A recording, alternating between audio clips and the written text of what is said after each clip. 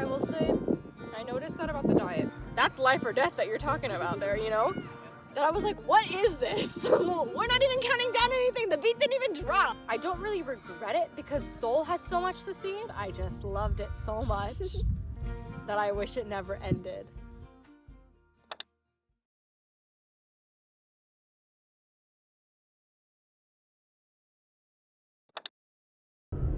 Hello everyone and welcome to this video. Welcome to my channel. My name is Lynne.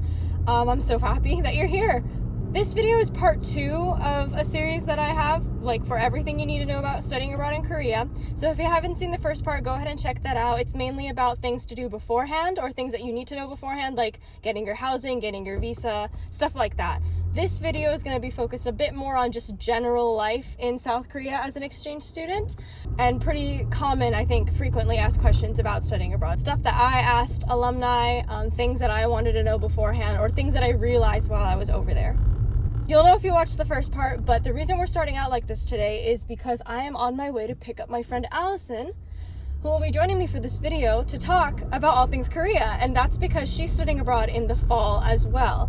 And so I figured rather than me like just talking to the camera while I was making these Korean foods, I thought it might be more interesting if you guys as viewers, who I assume are planning to study abroad, had someone who was also in your position basically in this video. So rather than having just me talk, hopefully it'll be just more of a conversation between me and Allison as someone who's gone and someone who's about to go in a couple months.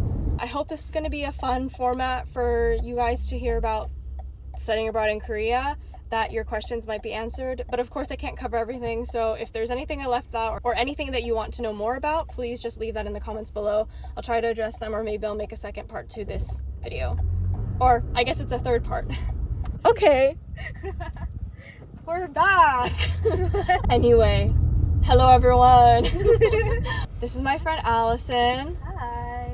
And she's studying abroad this coming fall, so I thought it'd be perfect for the two of us to like talk about this as if it's a discussion instead of just me talking to the camera. We'll see where it takes us. I don't know. We're just gonna talk about it. So thanks for joining us.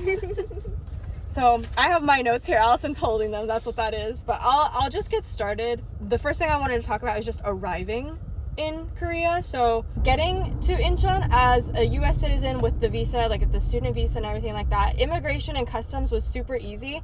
It was also definitely because it was 4 a.m. and like no one was there, so I had no waiting. It was really just like passing through. I showed them my visa, my passport, and this little form that I think I wrote my contact information, like my phone number and the place I was staying. And since I didn't have my phone number yet, I could just put my school's like contact information. Okay. That's what they said to do. Okay. So that's what I did. Handed them the little card. They passed me through, and then I picked up my baggage, and that was it. And I waited for 4 hours. I waited there to pick up my SIM card, and so while I waited, I also picked up like a T-Money card, which was like a tourist version. Also, all of this is featured in like my arriving into Korea vlog. If you're interested in that, I'm not sure if it's in more detail or less detail, but I picked up the T-Money card there. But you also don't really need to do that unless you're planning to take the subway from the airport. So there's 3 main options that people opt to do. If you're arriving into Incheon, there is like the airport railway for like public transportation, the train. So that's going to be the cheapest option. You're probably only paying like $5 or whatever on this express train. It'll take you like 30 to 40 minutes, or maybe 50. It depends on what part of Seoul you're trying to get to. But you can ride on that. It's the most cost effective, but you're on like public transportation with a bunch of other people and potentially a bunch of luggage. So it's definitely not convenient, and you could potentially be kind of like a menace to other people. So I wouldn't recommend that, but it is cost effective. And maybe if you only have like a carry-on, or you're with someone else, like you're moving in with your parents or something, and everyone has like one piece of luggage, maybe it's plausible. But that's the most cost effective. Then you have the most expensive but most efficient, most convenient, which is the taxis. There's obviously plenty of people waiting to like take taxis from the airports. They will be there. You can just hail on one of them and say, hey, like this is my address, can you take me to Seoul? And it will just be the most expensive, but it will probably be fast. You know, you don't have to worry about carrying your luggage or anything like that. So that's that option that I also knew people did. But what I did, and what I think a lot of people end up doing, is taking like an express bus from the airport. And that is something that you can just buy your ticket when you walk outside of the terminal.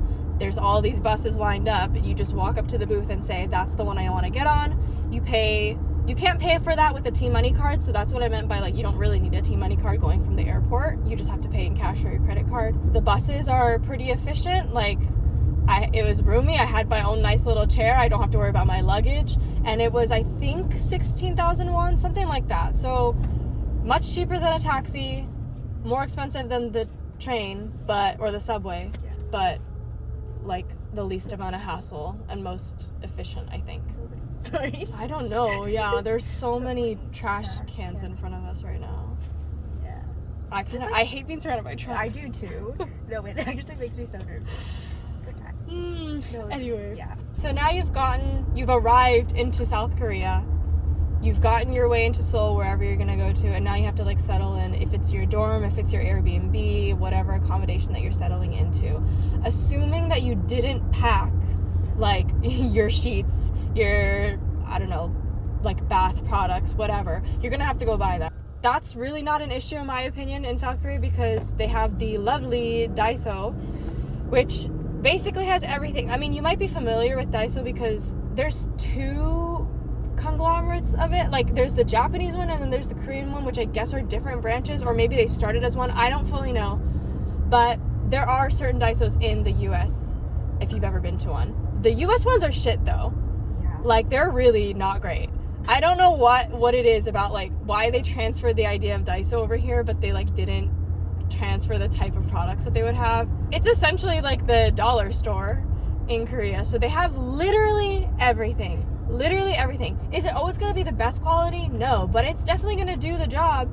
And so I just checked in, I dropped off my bags. The first thing I did was go to Daiso. I picked up a few extra towels, another pillow, because they have those there. They have pillows in Daiso.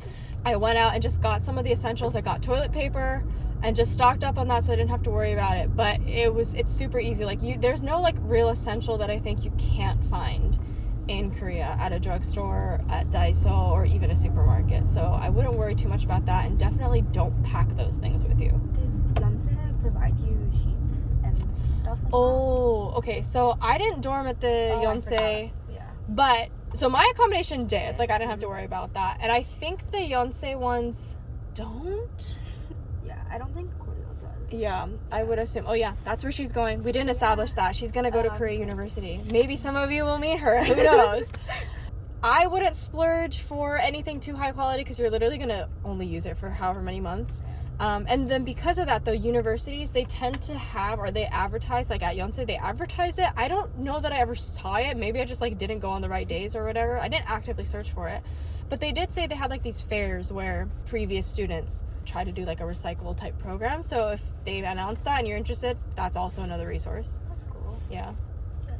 All right. Well, so then the next topic that I just have on my little list is transportation, which I think a lot of people are curious about because it's definitely different from most places in the U.S.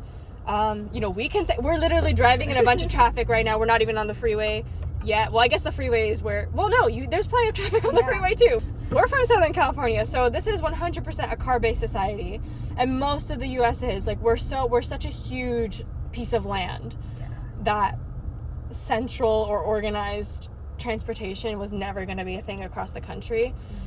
No, it's not walkable. No, nothing is walkable. That's, where we're coming from. That's where I'm coming from, a Southern Californian. If you're on the East Coast where, like, the cities are a little bit older, maybe there's some more infrastructure making room for public transportation, but I swear to you, it's nothing compared to Seoul's public transportation. It's so good. It's so good. I used to think Tokyo was great. I've been to Tokyo a bunch of times in my life, and Tokyo has great transportation, but I will still say it has nothing on Seoul. Another level. Yeah, it's just like the buses. I think it's that. It's mainly the buses. The subway system is also great, and because everything is like the government, unlike Japan where it's like you have like public and private, and it's like a weird thing. Everything's one system, so it's unified. It's easy to use, easy to connect. Like, you don't have to worry about any of that. And then they also have a bunch of buses, and that's honestly what I use more often than the trains. I like riding them anyway because you get a nicer view. Public transportation, I can just go on and, like, that's also this has been. I haven't even been saying anything about it. I've just been talking about how much I love it. But that's how I hope you'll feel too, because I absolutely loved it, and it made traveling so easy and efficient. But yeah, in regards to the logistics of it, you're gonna need a T-Money card. That's the transportation card, and you can only recharge that with cash. It's not too hard to find it. Like, you can find it at the airport, you can find them in convenience stores. There's a bunch of cute designs that people like to get, or sometimes there's places where you can like customize them, like people do like face cards or whatever. To charge it, you only can use cash unless you have a Korean bank account. If you have a Korean bank account, eventually you can just connect it with your like credit card and it will be the same thing. But if you don't, then you have a T-Money card and you can only use cash to refill it.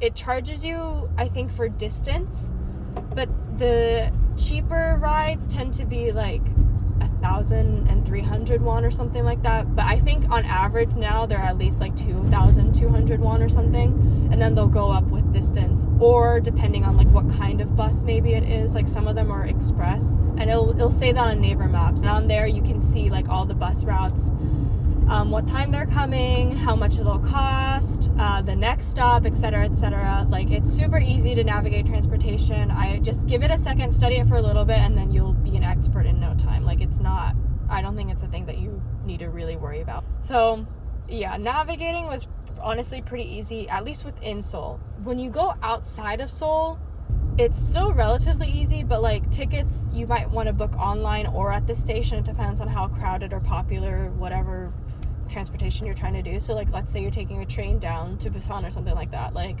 that's something I opted to just like book it on like something like trip.com, even though it would be more money. I was just like, I don't know if there's something on this Korean site that I'm gonna misunderstand, and I'm not gonna wait until I show up to the station to book my ticket. Even though you could do that and it would probably be okay, I'm just someone who would rather like know for sure that I have it. So I always booked it on something like trip.com. And then buses, though, there was once that I like did a spontaneous trip to Gangneung, and so for that I was just like, I'll buy the bus ticket when I get there. And I got like the last one. So crazy. It's still okay though, because there would be multiple buses after that. So I mean, I would just like research your options, and if you know that you can like book it online, then go ahead and do that.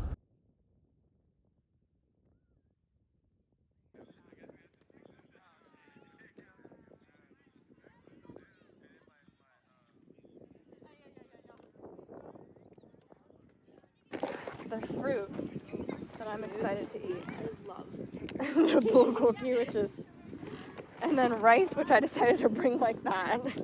Is it the love? That's our spread. Doesn't look glamorous or aesthetic at all, but that's okay.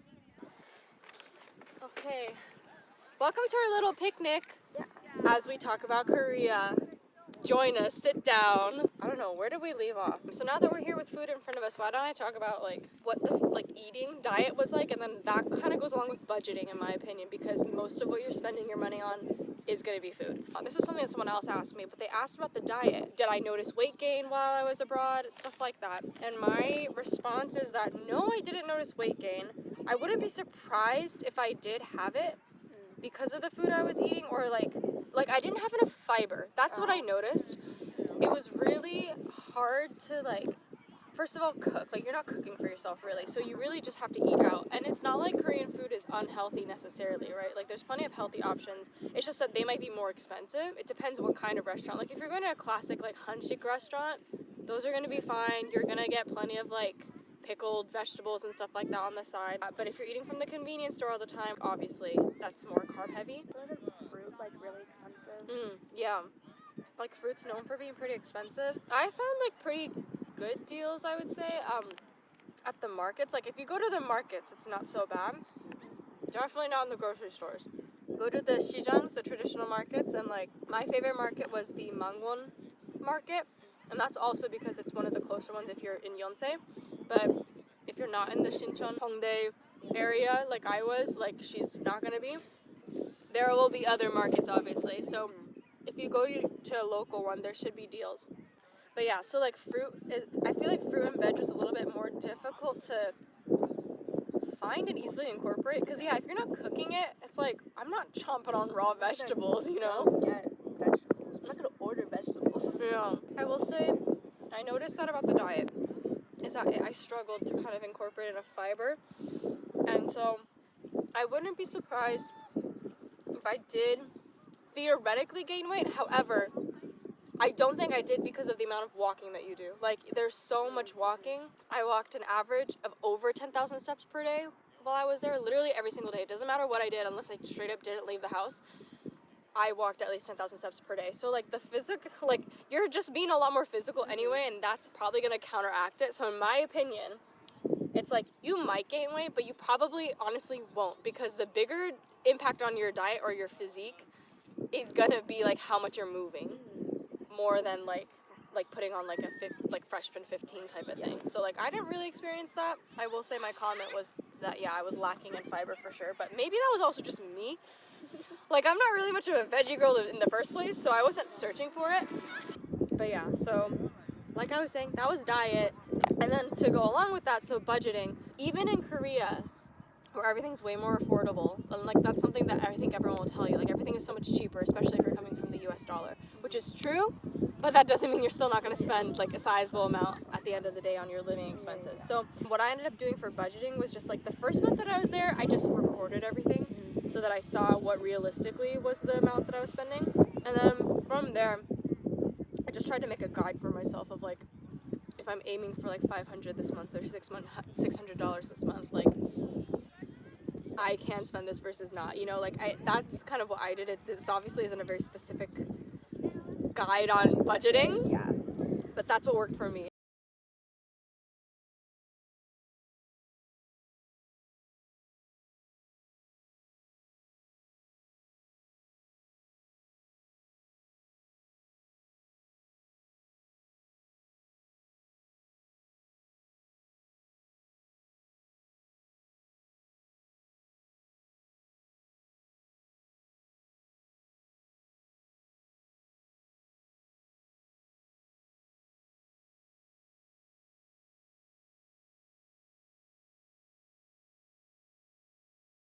You want to enjoy your time there if you can help it. Obviously it's expensive, so like don't go crazy, but you still don't want to show up there with this idea that you're going to be really stingy towards yourself. Like you're not going to get that time back. You're not going to get that experience of being in that same place with all these things in front of you. You're not going to get that back. So indulge enough, you know? So that's what I did. Like the first month I was like, realistically, if I lived like this, like I'm not being so extravagant, but I'm also making sure that I'm buying the things that I think are interesting to me. I'm doing that experience or whatever. See how much that costs, and then try to keep it around there. How much cash did you bring? I showed up with a little bit of USD in terms of cash. I didn't show up with any Korean won because I exchanged all that out at the airport, which I realize now I forgot to mention. But you can do that at like any ATM at the end of the day. If you're going to Yonsei, they have the same like Uri bank in Yonsei. So maybe in total I would say it was a little bit over $1,000 that I had in cash for the entire thing, because again, you need cash for your T-Money card, and I was moving around a lot. So that's the one thing. Everything else could have been done with like card theoretically. Did you choose to pay with cash more since you had it, or did you just whatever? No, I still did card, I think, most of the time. Like, unless it was necessary for it to be cash. You still need cash in Korea, so prepare to withdraw it and use it, yeah. And then, okay, so when it comes to food restrictions, which is something that I'm not vegetarian or vegan or anything, so I don't have allergies. So I can't say with like personal experience how it goes.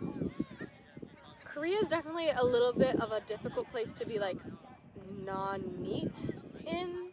Because even if the dish itself doesn't have meat, like it's likely to have some kind of broth maybe. But like there are plenty of pickled things that are obviously not, but they're not vegan usually. Oh, yeah. Because they'll use like shrimp paste or something like that. There are specialty places that you'll find. I know the Yonsei Student Center does, because they specifically had like this as like a vegetarian or vegan option. If you have an allergy, as in like your body is gonna react poorly to something, which I guess if you haven't been eating meat for a while, it's probably the same though. Like, you definitely, that's one of the first things that you should learn how to say and communicate. Because that's life or death that you're talking about there, you know? I think people tend to be understanding, or if they can understand, but they might not be able to do anything about it in a lot of places. Obviously, cooking your own food would be the best way to control it, and that also helps cut down costs, but you might be living in the dorms somewhere where you can't really do that. So again, learn how to communicate that. Like, that's one of the first things you gotta do. Maybe not try to eat out less. I don't necessarily want to suggest that, but you're gonna have to be mindful, or you have to study to see, like, maybe you understand what certain ingredients are in Korean, or study the dishes so that you can recognize, oh, this thing is typically, like, just traditionally, it's already meatless. And I guess that kind of leads into the next point of, like, language, language barriers. So I myself am not fluent in Korean. Personally, self-study wasn't a terrible option. Like, I know for some people it really doesn't work, and for some people they really thrive. I'm probably in the middle, which I guess is probably average. Like, self-study wasn't too difficult. I got somewhere with it, but obviously I learned way more once I was there. That doesn't mean that you should just wait till you're there, though. I started self-studying on Duolingo, mind you, though.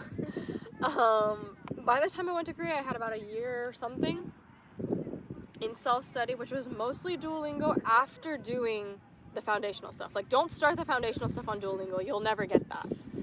They don't do a good job explaining that on Duolingo. Duolingo is for, like, once you just need review, like, for them to just give you stupid sentences to just practice every day, okay?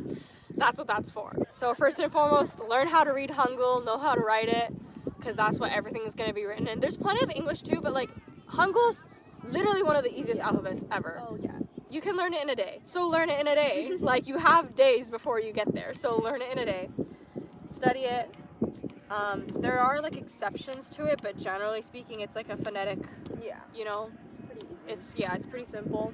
Then you'll start to recognize, like, Konglish words in Hangul, and then there you go. Like, there's more stuff that you realize you already know, but now it's in Korean. And then after that, when it comes to the content, I think you should learn numbers. You don't have to learn more than, like, 10 to 20 maybe, but and learn, like, the bigger, like, learn 100, learn 1,000, but you don't have to learn how to count all the specific ones in between. Like, you're mostly gonna deal with the numbers, like, that are, just, like, the main, like, first 20 or so to, like, 100 or 1,000 or something like that. Learn numbers, but in Korean, if you're unaware of this, there's two number systems. There's the native Korean, and then there's the Sino-Korean. So if you're familiar with a Chinese language, any language that stems from Chinese, you're going to be pretty familiar with the Sino-Korean ones. But then the native ones are, full Korean. So they use them depending on the situation or the subject. But if you can just start to recognize what they sound like, I would say age. Age. Yeah, that's a good one. Like, learn how to say, or, like, learn your age, or learn how to say what year you were born. Yeah. And that's, like, when it comes to conversation, that's something you should know. But also, numbers are good for knowing what number train or bus that you want to get on if you're trying to ask for directions, if you're hearing it, or the price of things, or maybe when you're ordering something, instead of, you can just point to the number. I guess, like, in that case, if you're just pointing, you don't have to say it. Yeah. But it's better to know, Yeah. So, learn numbers. Other basic, like, content-wise, should be how to, like, ask for directions or ask for help, I think. You don't even have to go that specific, but you would just ask, where is this? How do I get here? And then you learn, like, left, right, up, down, that way. Like, those are things that you should just, like, learn. And those are pretty much, like, the basic blocks anyway. So you'll probably learn them in the beginning stages of your Korean study. Oh, and then lastly, this is actually probably one of the bigger ones, because you're going to do it all the time, is ordering for yourself. Learn how to order food. It's really not that hard, though. It's really usually just, like, listing whatever the item is. Just say, like, the number in front of it, and then you say "주세요," which is please, basically. Or please give me, if we're talking literally. Yeah. Learn how to introduce yourself. A bunch of people, if you look like a foreigner, they're gonna, like, there will be people, especially older people, who will be like, oh, where are you from? That's always, like, the first question. Yeah. 어느 나라 사람이에요? Yeah, what country person are you? So, if you're American, you're a 미국 사람. Learn how to say that, because it's super easy, and people are curious, and so it leads to further conversation if you can. So learn how to introduce yourself, learn how to say what your name is. Oh, I'm an exchange student at so-and-so university. If you're at Yonsei, that's Yonsei 대학교의 교환학생이에요. You're an exchange student at Yonsei University. Stuff like that, you know, like very simple introductory sentences, but that's always good to have under your belt. I would recommend it. But main things are numbers, asking for directions, and ordering stuff. We've been going on and on about like the general like stuff for language, like not even getting that specific about it, right? If we're talking about the language barrier, if I'm being honest, it actually wasn't that big of a deal. Like I was nervous about it because I've never really been in a country where I didn't speak the main language, and I was nervous that, I don't know, I would just feel so unsure of myself, and like even if I could ask in English, even if I could look up directions and whatever, it would just like, it undermines my confidence, like if I can't do stuff, right? But honestly, it really took me like not even like 2 days before I was like, oh, like this is just how it is, you know? Like I know that I'm a foreigner here, they all know too, they can look at me and they know. Like I'm still surviving just fine. The language barrier ended up being like not as intimidating as I thought it would be. The most you can do is prepare. So if you've prepared and you're still nervous, just know that you're as prepared as you could possibly be, and you'll be okay. And especially in a country that is so ultimately like monolingual, everything is like pretty much the same. If you're not Korean American, or if you're not like East Asian, you will stand out to them.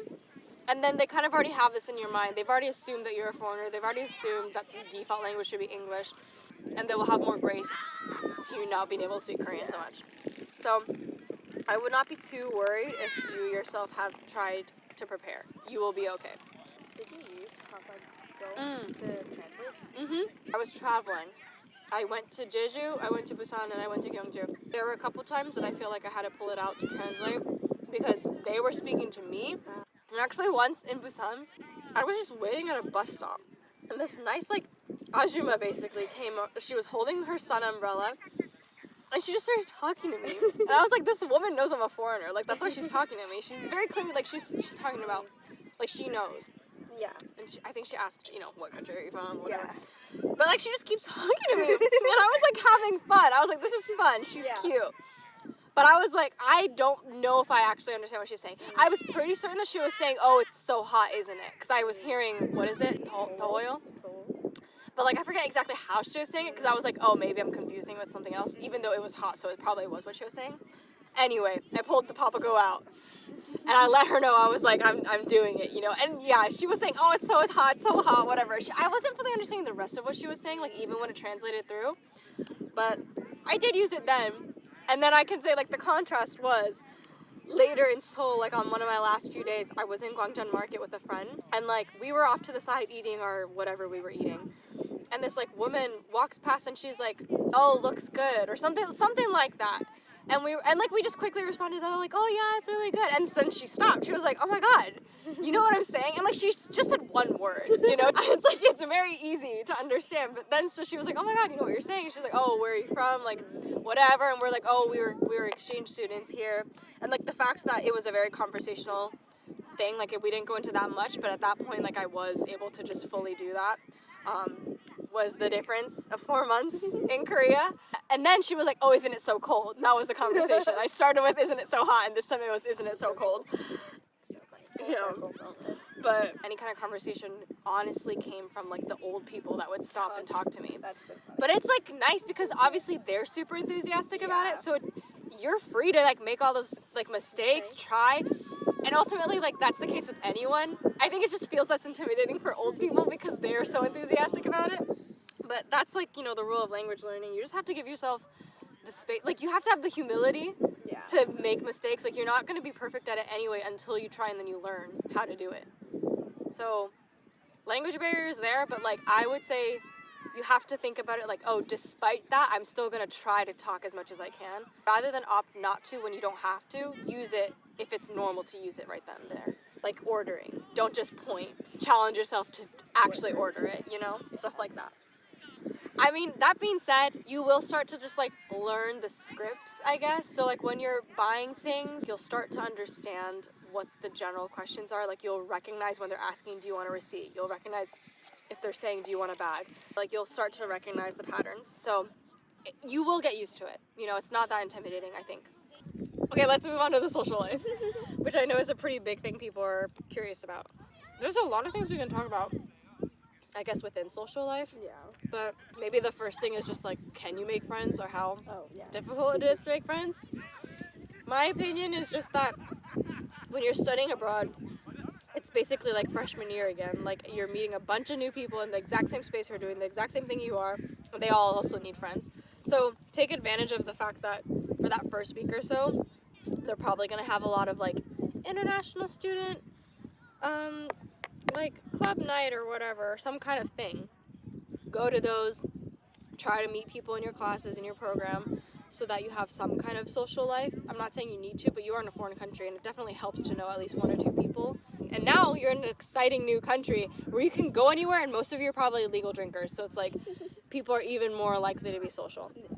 And that kind of leads into a different thing. Before we even get into the drinking stuff, because the drinking age is lower than it is in the US and Korea, so like in Korea it's supposed to be 19, but I don't know if it's international Korean age. I've always been confused by it no matter how many times I look it up.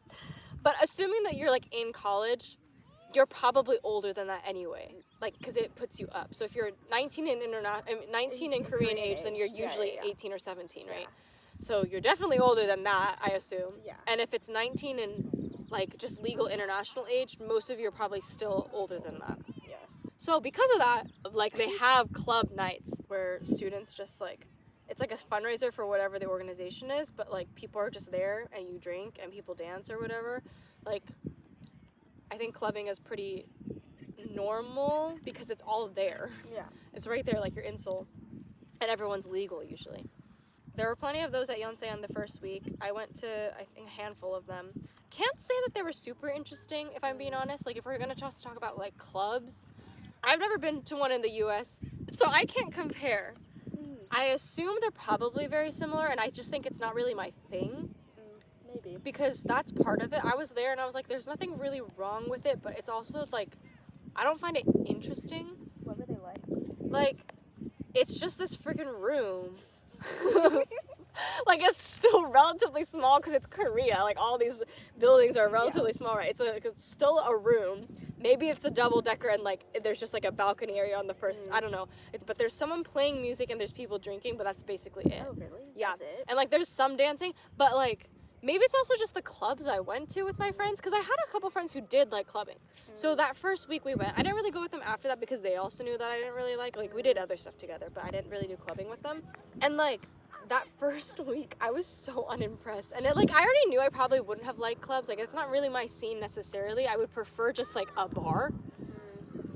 The music that they played for the first club that we went to, the first club I've ever been, the first club that was in Korea that we went to, like, it wasn't really music that I felt like I could dance to or sing to. Like, I wanted to do both. If I was going to dance and sing, like, I want to be able to sing to it, not just jump to it, you know? Is it Korean music? No, like, they did international stuff, because I think it was aimed for more of, like, a international, but there were a lot of Korean people there, though, so I don't know. I don't really remember what kind of the vibe it was. It was in Hongdae, though, so there's a lot of students, so it's still quite international. Yeah.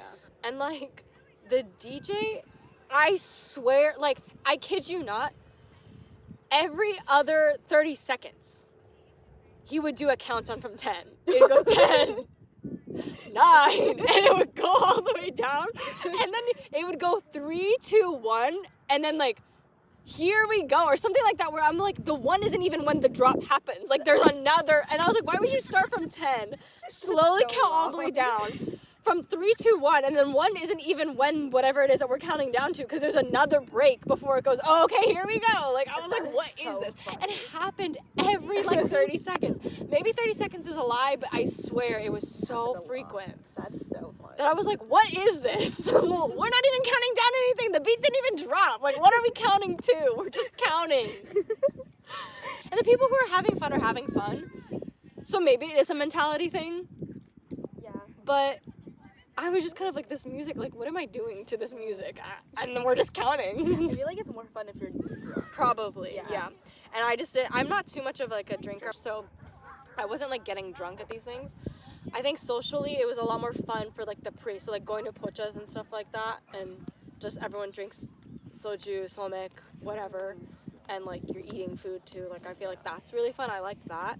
The club would start at, like, 9. Oh. Everyone meets at 7. Then you get split into, like, these groups to get to know people, because this is, like, the first event. Oh. And then everyone goes to eat chicken. then you go to a pocha afterwards because there's time in between and everyone splits off. So like you make a smaller group and go to a pocha and eat, and then you go to the club where they counted for us. Like that's how it went for me. But some people had a lot of fun, so I wouldn't knock it. But even if you're not really a club person, I would still go. It's pretty harmless, I think. But they had a lot of those for like the university clubs in that first week, and then like I think people like keep going. You know, like you can keep going whenever to these clubs. So.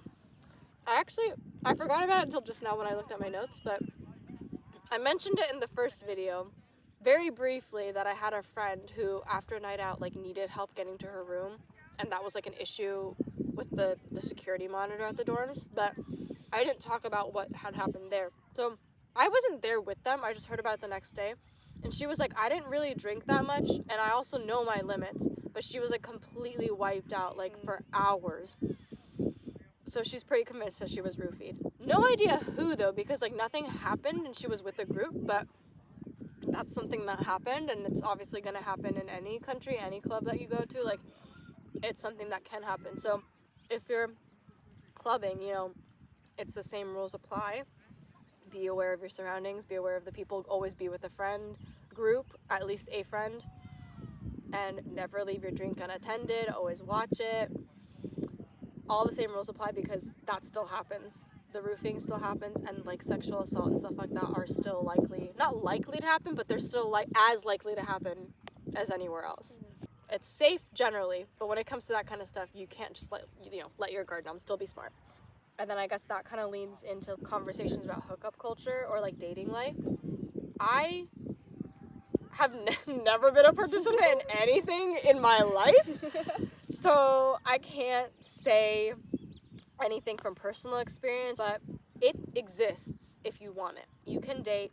There's plenty of dating apps. There's plenty of people who are looking to date, because South Korea is quite a couple, like date and couple heavy country.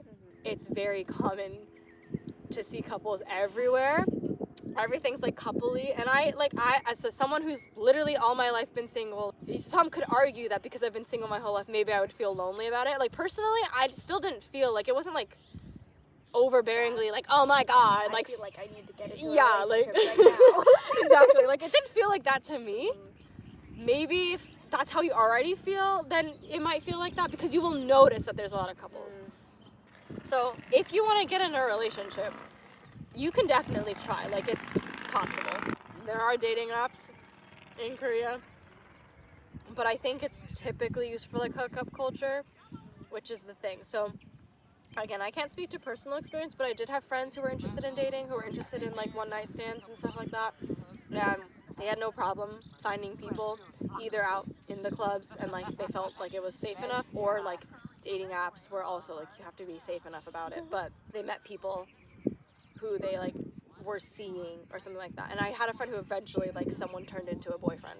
It's all possible, it's there, but I think I would caution, and this is what most people say, like if you want a legitimate like relationship and not like a person who's there to just hook up with a foreign person maybe, you're gonna find those people like in real life, not really on dating apps. Like it's not impossible, but those people are probably mostly looking for hookups. Fetishization is entirely possible. And I also knew a friend who was sexually assaulted through all that. It still happens, you still have to be cautious.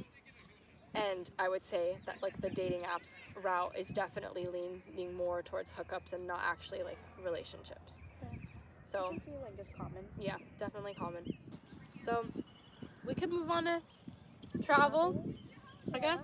Traveling is definitely something obviously most people are interested in doing while you're there. You're studying abroad after all, like might as well move around. You also have an easier workload, and you're in South Korea with amazing public transportation. Like the country is so easy to travel domestically, and you will have time as a study abroad student unless you load up your schedule. And this is where I think a lot of people have the question, like, will I have time to travel during the school year? I wondered the same thing, but it's like, yes, if that's going to be your priority. If you're more interested in, like, let's say learning the language, so you're there to take an intensive class, you're probably there in class a lot of the time, so you're not going to have time as much to travel. Even though, technically, like, on your days off, your weekends off, like, you can definitely do day trips. Again, the country is so accessible and small that you can find things to do within just one day or just for the weekend. But if you're not interested in having that heavy of a workload, so you're not doing an intensive language, you're not trying to load up on these major classes, maybe you're taking like all study abroad classes, then 100% you're going to have time. You're taking classes where the professors know that you're an exchange student and half expect you to enjoy your time there. Maybe some of them are even online. You're not going to have that much homework to do. And if you schedule it so that maybe you have a long weekend, maybe you don't have classes on Monday or Friday or something like that, like you will have time. I don't think I had the heaviest workload, but I had a pretty moderate one, I would say. But it was still like with this asterisk of being a study abroad student. And then I had an internship, which did take up more of my time. And that was something that, like, again, my priority shifted to that. I wanted that internship. I wanted to have an abroad experience working. I liked what I was doing, so I kept it. But if I didn't have the internship, I do think I would have been able to travel more. During the entire semester, I don't think I really traveled outside of Seoul except for like once on my own, and then twice or 3 times with like my program who coordinated like a day trip. If you're going in the fall, you have 2 main holidays. You have Chuseok, and that goes on for basically a week. You have like a full week off. People went to Jeju a lot. I chose to stay in Seoul because it was Chuseok and everyone leaves Seoul. So then I just stayed in Seoul. But I mean, I also wouldn't have minded potentially planning another thing to spend like the week doing. Everything was open, but except not on Chuseok. Yeah. Only the literal day of Chuseok Yeah. were things closed. And then actually the next week after that was Hangul Day on a Monday. So we had another long weekend. And I already had Fridays off, so it was a 4-day weekend for me. There's a couple holidays throughout. But yeah, even on weekends, it's entirely possible to travel outside of Seoul. And plenty to travel within Seoul. Like, Seoul has so much to see. Oh yeah. And then if you're like a year-long student, the breaks in between the semesters like 2 months long, something like that. Like, you have so much time. That I was jealous of my friends who were there for a year, who like met with family in other countries in East Asia. Other people who were, of course, like, I mean, to be fair, it's like freezing during those 2 months, so maybe you're not traveling that much, but you have time off to figure out what to do with it. Just when it comes to traveling, it's the same rules as always. I think I'm repeating myself a lot here, where it's like, be smart, be safe. It's entirely possible to travel throughout the country, like, by yourself or with a group. I think sometimes it's easier with a group because you obviously have company, you can rent a car if that's something that might cut costs depending on where you're going. Like, I'm thinking specifically Jeju. A lot of people like to rent a car. If you do that, get your international driver's license though. So general common sense rules apply, but solo travel is entirely possible, and in fact I recommend it. Do it at least once. Do a day trip or something by yourself in Korea and see what you see. See how much you enjoy it, what you get out of it, because I think it's really fun to do, especially in a new country. I guess I should have mentioned this with like the social life. Like I mentioned the sexual assault stuff earlier. So I guess some people are probably curious about like race, gender, and sexuality discrimination as well. Because that definitely could be a concern. It makes sense if it's a concern. You know, again, like Korea is a pretty uniform country. Yeah. And things like gender roles, LGBTQ, those are still pretty controversial sociopolitically, even if like maybe like generally speaking people aren't gonna like attack you or anything. So like that's the thing. It is still relatively safe. It's still pretty safe. Like you're not really in danger. Like, it's just that it's, like, a publicly, like, it's still considered taboo. I know Yonsei had an LGBTQ club. Like, people talk about it because it is a currently controversial topic. Yeah. But generally speaking, like, you'll probably be safe.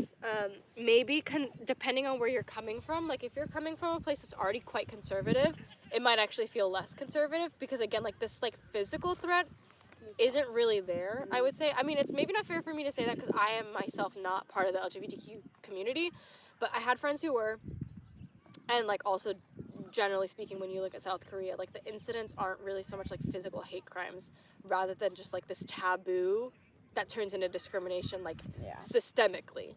And I think the same thing goes even with like race and gender discrimination too, where it's like obviously violence still happens, but it's not really like, as an American speaking, it's not really the same, you know. Like in America, like there's just like it's like this like physical threat of your safety is, I think, a lot stronger here, whereas in Korea, according to what people have said, people I personally know, it's like people that, like, you know, if you read about their experiences, like, it's usually just that, like, it's this sort of conservative, like, taboo hush-hush sort of thing, so it can be awkward, and obviously, yeah, that's still discrimination and oppression, but it's not really about, like, physical danger so much, which, again, is still not great, but it's not really violent. That's usually the vibe. Everything is generally, like, not violent. And part of that is really because there's CCTV everywhere.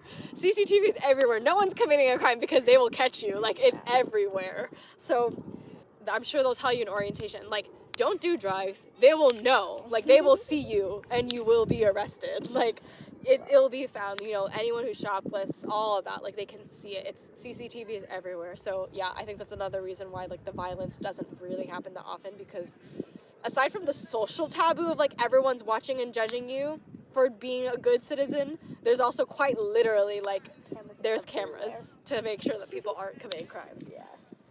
Have I had a single good transition? I don't think so. But we're moving on to culture shock. Whoa. Culture shock. America versus Korea. Yeah. Violence. I guess, yeah, kind of. Like, we were talking about the difference there. So, culture shock, which this is another one that's really, like, it's so individual that I can't say so much that will specifically help anyone who's watching. Even being American, like, everyone has different experiences with, let's say, just East Asian culture broadly, and then maybe specifically Korean culture. Or when it comes to, like, social hierarchy or public transportation, like we talked about, like, all these different things. Like, you're probably bound to have varying levels of experience or familiarity with it, so it's going to vary for everyone how much culture shock you have. I think the best thing you can do, what a shocker, is research. Like, that's all you can do, you know, to prepare. You just need to do your best to understand. They are your host country after all. Like, you should be doing your most to understand, starting with, like, the most basic things to maybe more specific examples of people talking about it. It's just do whatever research fits for your background.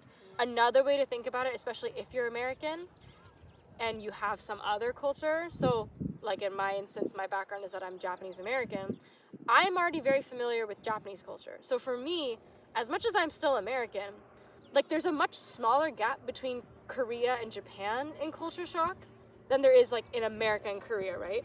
So for me, I actually did more of the research from the Japan to Korea side. But I know, obviously, Japan and Korea are still different countries, even though there's a lot of, like, familiarity and there's a lot of overlap, you know, not to mention the colonialization that took over Korea for decades. That definitely influenced that. Yeah. So because of that, it made more sense to me to jump from, like, Japan to Korea and try to see what are the things there, because if I were to go to Korea with this mindset of I'll just switch to the version of myself or, like, the way I act in my surroundings to Japan, there's still going to be a difference, you know, and it's more likely that that's, like, a subtle subconscious difference because I think that they're closer and I'm not anticipating, like, a shock, right? And that's something that can happen. So if you're not coming from a place where there's some familiarity, then maybe that won't be the case. But, like, that's kind of common, like, for people who are, like, going from the US to, like, the UK. They don't think that there's going to be much of a culture shock, even though you know it's two different places. And then that becomes the culture shock where you're like, oh, wow, there's actually way more than I thought there would be. Like, and these small things are the big differences. So for me, I looked at videos of Japanese people who went to Korea, or vice versa, like Koreans who are in Japan and they talk about, like, the differences or whatever. Like, I did that for my research to see. And I remember, like, being in Korea, and I, like, met this one girl who was stopping by in Korea on her way home from Japan, where she studied abroad. And she was talking about the culture shock she already experienced in just, like, the week. She was like, the thing she pointed out was, like, the bus drivers, which I think is a broadly more, like, difference between Japan and Korea, like, culturally, the way people, like, interact with each other. I think people are also way more friendly and, like, more talkative and more not robotic, I guess. In Korea? In Korea. Oh, okay. So that's the thing. Like, in Japan, I wasn't so used to the hierarchy stuff. So even though I understand it because a similar thing exists in Japan, ultimately, like, if you ask a Japanese person, they'd be like, what? Like, we don't have that because it's so not as strict as it is in Korea. Where, like, you know, just if you're a year apart, you're still under them and you speak in polite form and stuff like that. Where, like, I could conceptually understand, but it's still, like, weird to, like, integrate it.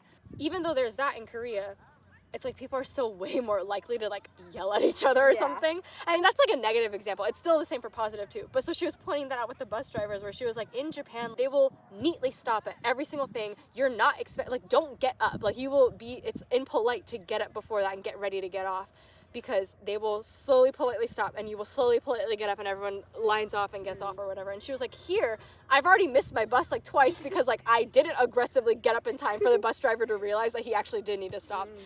And then she was like, and other people were yelling at the bus driver about it. She was like, they were way more like fluid about that sort of like interaction between people. Whereas like in Japan, it's arguably way more robotic, I think, and like sterile. Interesting. And I would say it is kind of true. Like, it felt a little bit more familiar, sort of friendly, which ironically enough for me, it's like my American side made up for that.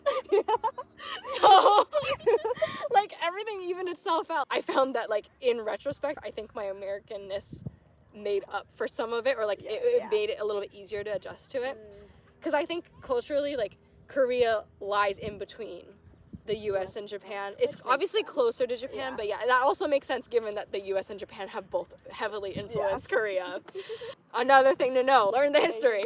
Korean history. But yeah, that's just my personal story with the culture shock, my experience, just even as someone who's Japanese American. So do your research, you know, whatever that might mean for you. If it's a really big jump, hopefully you'll start to like recognize what the main themes are, like what are the main differences people point out as someone who's been there.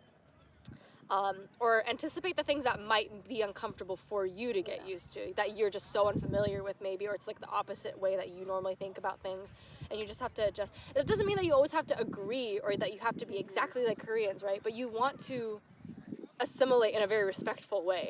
Like, you don't want to be a disruption because you've refused to acknowledge or learn about cultural differences. So with culture shock, I guess a similar area of conversation is like homesickness, right? It's pretty natural, like, once you start recognizing that, like, oh, this is not home, and it feels very different. That, again, is a thing that really varies from person to person, whether you experience it at all, how you need to deal with it. I can't say personally that I experienced much of it. I don't think I really had much homesickness. Like, part of it's really that I was just so excited to be in Korea. Like, I really wanted to leave, not so much home, but I wanted to do university elsewhere. Like, I just did not want to do school. I didn't want to do fall quarter at home. So I was so excited to do it elsewhere. I was so excited to travel. I was so interested in learning about everything. So for me, like, I wasn't really in any place to miss home. Like, I was just so excited the whole time straight to be there. And I think also my relationship with my family, like, we're all pretty independent, I would say. Like, we all kind of do our own thing a lot of the time. So occasional conversation, like, I would text them, we would FaceTime occasionally or whatever, and that would kind of be enough. And also, if you're like a third or fourth year university student at this point, like, you're probably somewhat used to that. So it's a bigger homesickness maybe for your actual country and the culture and society.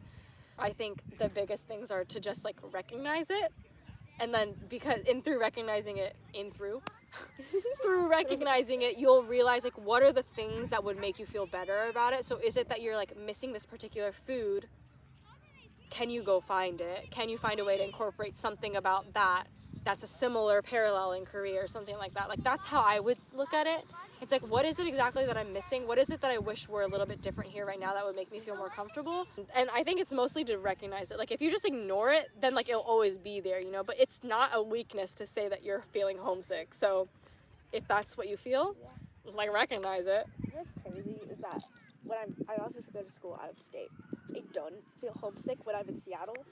When I was in Italy, I think it was because my mom was there with me the first couple weeks, or the first week I was in Italy.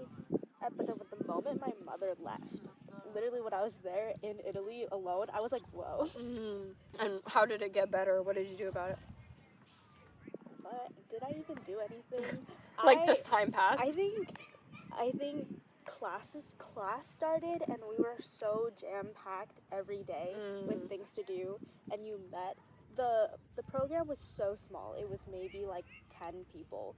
So you got to know everybody really quickly, and you made friends really easily, and there was always something to do. So you just kind of like learn how to live and do life like somewhere else. I mean, that's how it goes, But yeah. Homesickness, that's all I can really say about it, I guess. Eventually, maybe it's not that it will pass so much as like it will just be a part of what the entire experience is like. And the one thing I think you don't want to do is to like let it take over, whether the actual feeling or your denial of it, where like it will undermine your experience there. Let it be a part of the experience and do something about it that will supplement the entire point of like discovering what it's like for you to be in this new space. So don't let it force you to like stay at home and only like talk to people that you already know like at home. Yeah. And maybe don't like ignore it. I mean, if that works, I guess that works. But Yeah. let it like work itself into your routine, and eventually it becomes normal, and then maybe it doesn't feel so much homesick as that's just what the experience is. I was on a panel for my program, the UCAP program. I did a panel like webinar thing where I was like a guest. I wasn't the only one. Like there was a group of us who had just like studied abroad recently, where students asked, and this was like one of the questions that people asked, like what were your greatest challenges, and then do you have any regrets? My answer to those were kind of like cop-out answers, I think, but that's just how I feel, is that like my greatest challenges is like there's so much to do and not enough time sort of thing. Like it wasn't sort of like a crippling sort of like, oh, this is something I had to overcome. It was more just like the greatest challenge is like figuring out what to do with your time, because it's so limited. It will go by so quickly.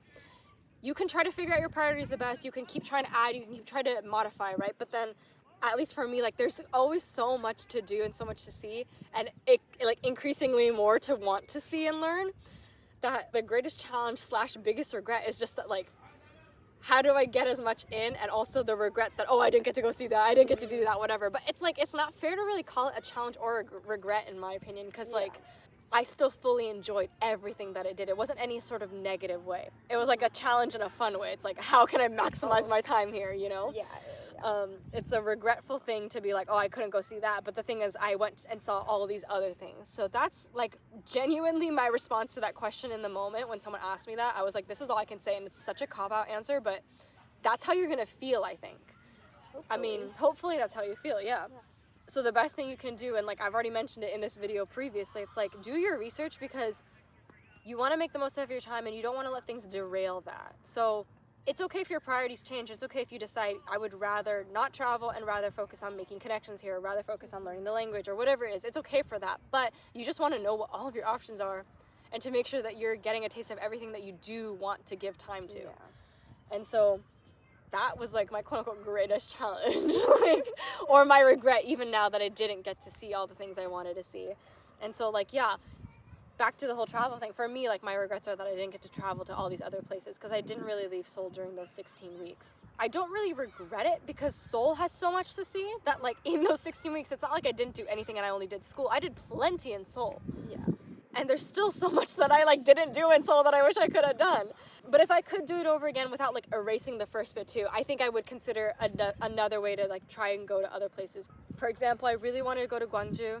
I didn't get to go, but it would have been a really easy weekend thing. And I kind of thought about doing it spontaneously towards finals week, and then I was like, it's finals week and then you're leaving the country, so don't do that.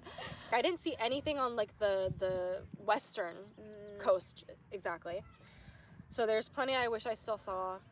That was the challenge. Like, how do you maximize your time and not be burnt out? Make sure you see as much as you can. Be okay with the fact that you're not gonna see everything. But it didn't feel like a challenge either. It was just like I was having fun doing what I wanted to do.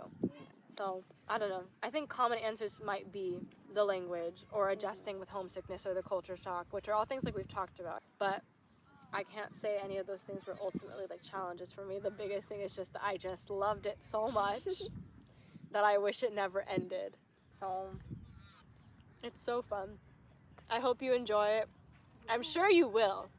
I think usually if you go with an open mind and like, hopefully you're excited about that particular place that you're going to. And so naturally you're already wanting to learn about the country and its culture, its language, etc. Because I think by being there, it will just keep fueling it. Like, you're really living it. And I think hopefully it broadens your mind. Like, that's the whole point, right? Like, you're experiencing not just externally these things that challenge you and like the way you think or what you're used to, and recognizing that there's so many ways to live a life. And then also it should challenge you and open you up internally by seeing how you adjust to that. and all those personal challenges, like how you deal with some of these like greatest challenges, let's say, or just changes. Maybe they're not challenges so much as they're just changes. And it's a lesson in yourself, like you're studying yourself and figuring out how you deal with it, what you thrive on, you know, what are the things that are important to you. I think those will come to light. So it's bound to be a good experience. I really hope it's a good experience. It is for most people. It was for me, if you can't freaking tell, by how long I keep going on about the same things. Because I had so much fun and I really loved it, and I'm so thankful to South Korea for letting me in with that visa, for Yonsei, for being a great campus and a great place to be stationed around, because I had a lot of fun. So I hope you will too. You know, I don't know what this is looking like on camera. I'm sending hearts.